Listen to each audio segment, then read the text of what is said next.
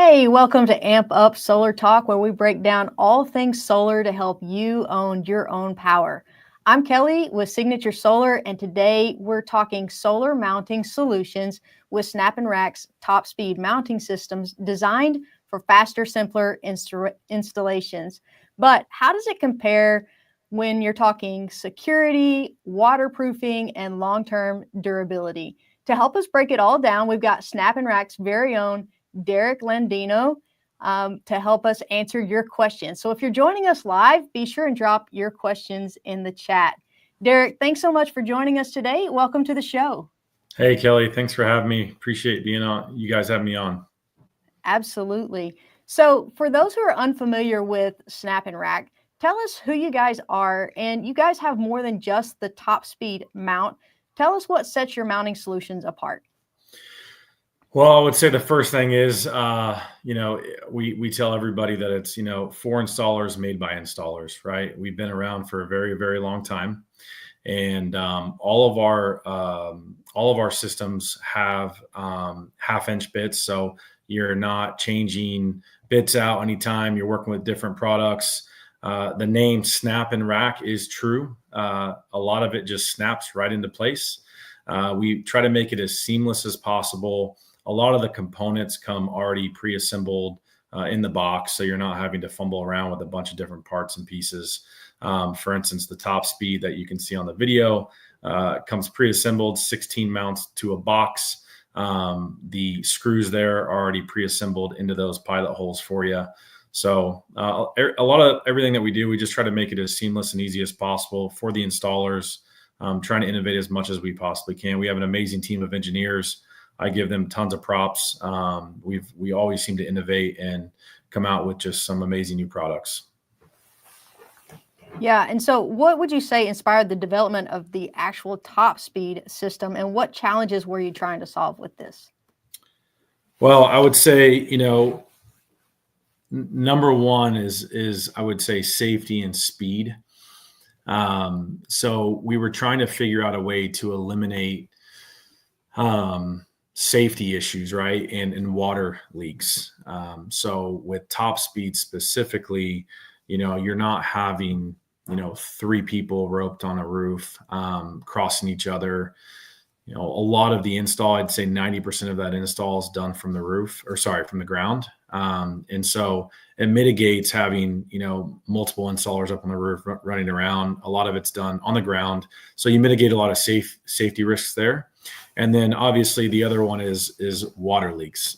It's unfortunately a massive issue in the industry. And when we're looking at solving that problem, we said, hey, what's the simplest and most durable way to do that? And we found that deck mounting was a huge opportunity for us, where we're not having to put pilot holes in roofs ahead of time. The screws, again, already come pre-assembled in that mount.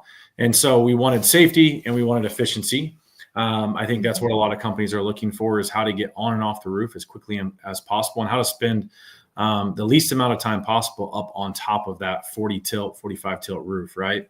And I think it is it's also about, the longevity of our installers, right? How do we give them a product that isn't as labor intensive on the roof, that, they can maybe see doing this for many, many years, as opposed to getting burnt out. And so, through the innovation of TopSpeed, we learned that, everyone loves doing a majority of the install from the ground as opposed to from up on the roof. And so that's how we came up with TopSpeed, and it's been a pretty significant product that, since it's launched. So I heard you say in your answer, safety and speed. So let's talk about the safety aspect of that. What are some of the things that you can do on the ground that people typically have to do on the roof? And then what are you actually doing while you're up on the roof? What are the differences between that? Yeah. So, I would say, backing up a little bit, when I'm talking to installers, and just for a little background, so I actually owned my own large EPC and sales organization for about 5.5 years.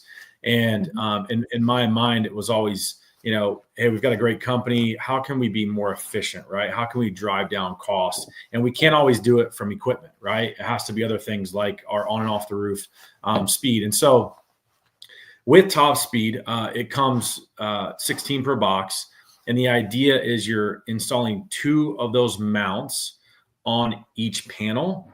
And so those mounts are being installed, like you see in the video, on the ground. They're not actually being installed on the roof.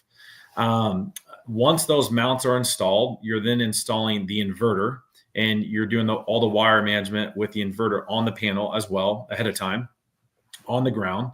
And the only thing that you're actually doing on the roof is initially you're running one chalk line. And I do want to specify here, you're not chalk lining a full roof anymore. You should really be doing your first row. And what you're using that chalk line for is to determine your skirt, right? Where is the skirt going to go? You get up there with your mounts, and the mounts actually have a 4-inch give, which is pretty cool, where you don't actually have to be directly on that chalk line, leveling chalk line. So you can move those mounts forward and back to still meet up with the panel. Once those are laid and mounted, from there, your roof guy is calling down to your ground guy to tell him what height you need to put the TopSpeed, the top part of the TopSpeed mount on, right? That's also got, I think it's 0, 1, 2, 3. So he's calling down to the ground guy, and he's adjusting all those mounts and then going ahead and installing all of them on each panel. So, you got 40 panels. They're all pre-assembled. They're getting them on the panels. Then he's going ahead and he's starting to mount all the inverters. Once that skirt's down and those mounts are there, from that point on, you're really just handing that panel up, and where it lays, it stays, what we say, right? So the front end of that panel that doesn't have a mount on it goes into the back end of that TopSpeed that's already on that first row of skirts. It slides right on in there. The panel lays down, and you're screwing those four screws into the deck, and you're done. Right now, you're also filling the bottom with M1 or whatever sealant you guys would like to use. You can also do all that from the ground. Starting in June, the new version of TopSpeed will be fully beetle. And so, not only are you not having to get Chemlink or M1 all over your clothes as an installer and worrying about that from a cold weather or hot weather, you're now saving money because you're not having to purchase any of those that sealant for the TopSpeed mounts. Okay, so all of these are installed on the panel while you're on the ground, and with the new version that's coming out, the sealant is already going to be part of this whole system. That's really great. Very nice. We've got some questions that have come in here, Derek. Zane Holloway wants to know, what type of roof can I use this product with? So for this product specifically, you're going to be mostly, your typical asphalt shingle roof. Okay. It's not going to be tile roof or, rubber roofing like that. It's going to be mostly all just asphalt shingle. Right. And then Raheem says, can this be adapted to ground mount or deck? Ground mount, no. You got to use your rail, and you have to, use whatever you're using for the pilots, the holes into the ground. But this is a deck mounting product, right? So you can install it on decking. We actually did testing on this. So this is pretty interesting. So I asked my engineer with this. So we tested this with a third-party engineering firm up to 110 mile per hour winds. And then on the water side, we actually took it and submerged it in 12 inches of water for over a month with no leaks. And so pretty interesting, right? Like, again, with the deck mounting products, you're mitigating your risks by putting in, by pre-drilling your holes. You miss a rafter. It's not necessarily the product's fault, right? Sometimes we're just going as fast as we possibly can. Maybe we don't fill a hole properly. Maybe we don't flash it properly. And at the end of the day, you have a leak 2 years down the road. With this product, you're mitigating a lot of your risk for water damage by directly going into that deck. So therefore, you're not having those water issues in the future. So your wind uplift resistance, you've done lots of testing on your water, um, your waterproofing, making sure that you're not going to have leaks. You've done a lot of testing on. What about long-term durability? Yeah, so I mean, as far as long-term durability, that's part of the third-party testing that we have. We get it in all 50 states. Let's see here. So we use third-party structural engineering firm PZSE to ensure that the durability is will last in all 50 states, not just a few. And I'll also I would give a little plug to Sunrun here, and I would say Sunrun's an exclusive partner of ours. They use all of our products. Sunrun owns all their paper, right? They own that paper for 15, 20, 25 years, however long a TPO product is. And it's super important for them to make sure that they have long lasting, durable products on that roof because they own that product, right? So they're having to service it down the road. And so they really put us, they really test our products. They ensure that they're working with our engineering teams to ensure that this stuff is going to last a really, really long time. Nice. Now you talked a little bit about the skirt. I know that the integrated skirt makes the installs look really, really nice as a finished look, but it's more than aesthetics. Talk to me about the functionality of the skirt. Yeah, so it's actually, it's called a skirt rail. And the reason why it's called that is because of the durability of the skirt. If not to name any other names, but if you just compare our skirt to other manufacturers out there, you'll notice that our skirt is very, very durable.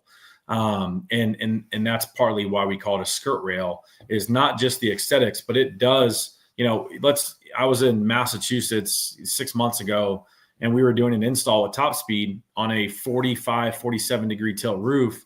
And we were, leveraging that skirt as a footing, along with the TopSpeed mounts while we were kind of walking around the roof trying to have stability there. And so it's not just for the looks, it's also for durability.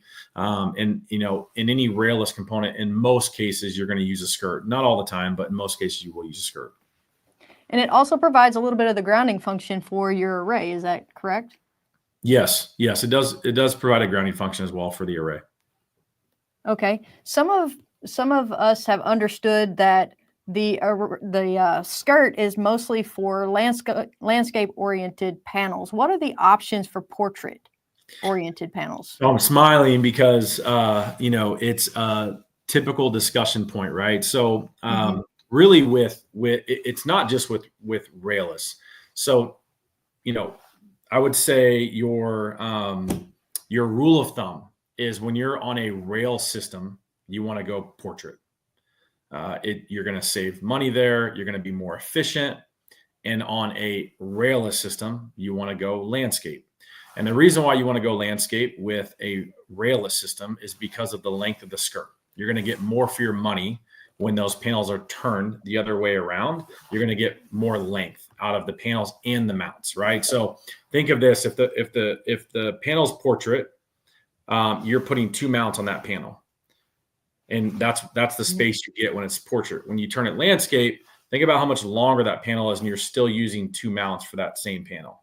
So you get much more length out of it, or width, I should say, when you're installing landscape. And so overall, your design, if it's designed in landscape, you're going to save money when you're buying the product because you're going to buy less of that product. Okay. So you guys are really designing. Yeah. And again, it's not that it can't be installed in portrait. It can be. So sometimes you have a landscape array and a little portrait on that landscape array. That's okay. Totally fine to do that. Okay. So it will still work with portrait orientation. Yep. Okay. Yeah, you're just saving money and optimizing your system. Yeah, if you can design it landscape if you can. Gotcha. Okay, that makes sense. We have some more questions. There's one from Mark. He says, how long does the weatherproofing gasket last? Should it be replaced after a number of years? That is a great question. I do not know the answer to that question. I would refer to my engineer team for that, and I can follow up with that question. But these have a long warranty, right? So I can't imagine that you're having to replace that gasket within a couple of years. Like these have very, very long warranties. They're made to withhold and be up on those roofs for 25, 30 years, right? So I can't see us having to replace that. Okay. So 25-year warranty.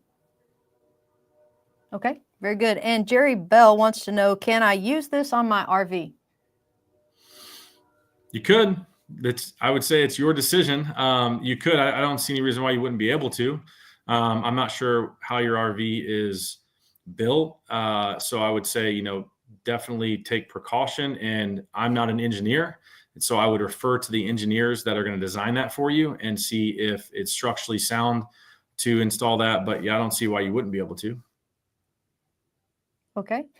Now, you mentioned a little bit of this earlier, but would you say these are designed for installers, or can anybody use this to install solar panels on their home? Yeah, I mean, obviously, railless is typically a little bit more of a challenging install to begin with at first. So anytime I'm usually talking to installers or we're pitching the product, we really want to be able to spend time with those installers, showing them how to properly install it. Full transparency, the biggest pushback we get from most installers that's used to a rail-based install is wire management, right? Because most of the time when you're doing a rail-based install, the wire management's up on the roof. If you're using an open channel rail like SnapNRack has, the wires just fit right into that rail. It's a little bit more it's a little bit more in depth with a railless-based system.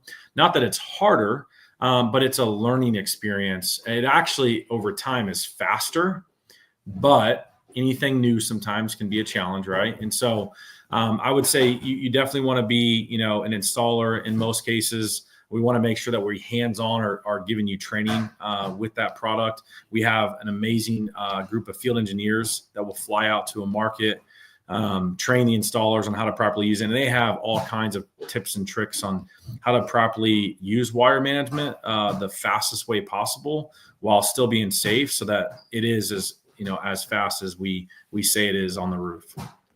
Yeah, because you definitely don't want your wires touching your roof when you're done with your install. So the wire management is pretty important.